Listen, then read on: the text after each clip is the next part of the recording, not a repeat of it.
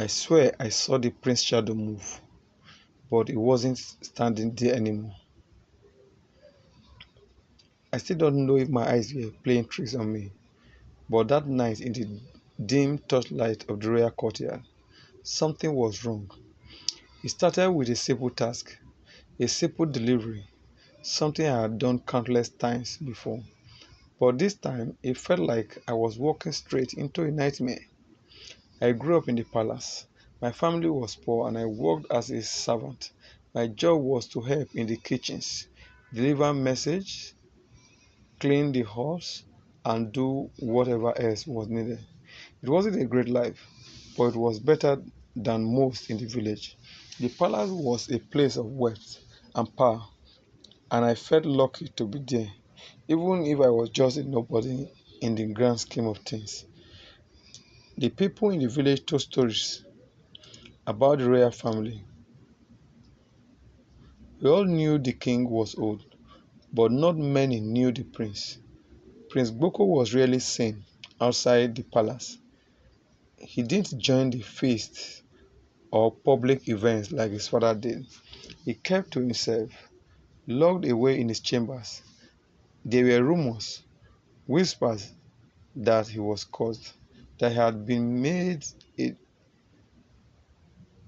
a deal, or he has made a deal with something dark, something from the deep forest beyond the kingdom.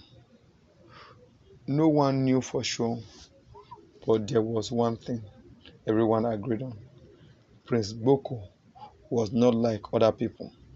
That night, I was chosen to deliver food to his chambers, a task I dreaded. Nobody liked going near him. The guards around his rooms were always tense, always alert, and I had seen enough to know they feared him. I wasn't the only one. No one liked to talk about him, but they all looked away when his name came up. Just take the food and don't ask questions, they would tell me. I had learned not to ask. I grabbed the tray of food, my hands shaking slightly as I carried it through the dark hallways. The candles on the walls barely lit the way. The palace felt different at night, quiet, airy, like it wasn't truly alive. I passed by rooms that were locked and covered in dust. The stone walls seemed to hold secrets, things no one was brave enough to say out loud. When I walked and reached the prince's door, my heart skipped a beat. The guards were gone. That was strange. They were usually posted outside, watching the halls with their swords drawn. But tonight, there was nothing but silence. I knocked gently. No response. I knocked harder, feeling a cold chill on the back of my neck. Still, no answer. I stood there for a moment, unsure what to do. I didn't want to leave, but I didn't want to go in either. But the thought of returning empty handed, of angering the prince, was worse than anything else. So I pushed the door open just a little bit. The air inside was thick, almost suffocating, and smelled of something metallic, like iron. I looked around the room and saw him, Prince Gboko. He was sitting by the window, his back to me. His face was obscured by shadows, and he didn't move. Your meal, my lord, I said, placing the tray on the table. My voice was barely more than a whisper. He didn't respond. I turned to leave, but something stopped me. I don't know how or why I did it, but I looked back at him. His reflection in the window caught my eye. For a moment, I thought I saw something that didn't belong. The figure in the glass wasn't quite right. It was wrong. The mouth was twisted into a grin, a wide, unnatural stretch, and the eyes, they weren't his. I stepped back, suddenly feeling lightheaded, like I had been hit by a wave of dizziness. I couldn't move. My heart pounded, and I had the distinct feeling I wasn't alone anymore. The reflection in the window twisted its head, but the prince didn't move. He was still sitting, his back to me. Is something wrong? His voice was too calm, too steady. I froze. How could he have known I was staring at the reflection? No, no, my lord, I stammered, my words barely escaping my throat. I kept my gaze on the floor. I wanted to leave, but I couldn't.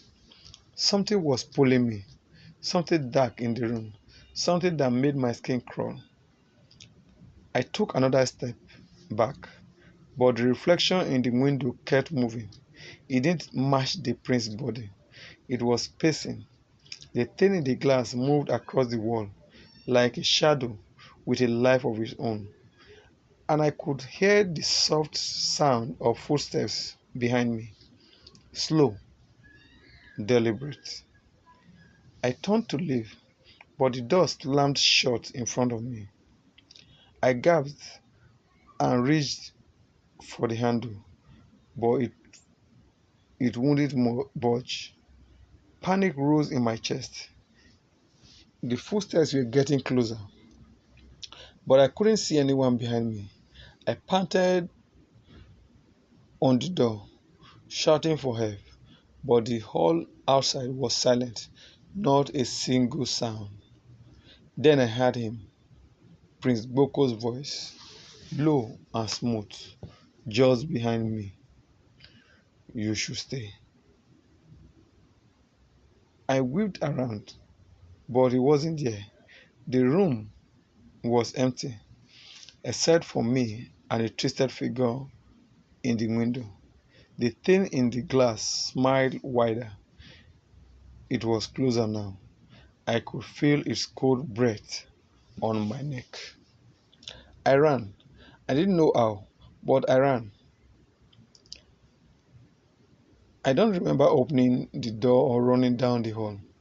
All I know is that I found myself outside in the cold night air, gasping for breath, my heart racing. I looked up at the prince's window. That, that's when I saw it.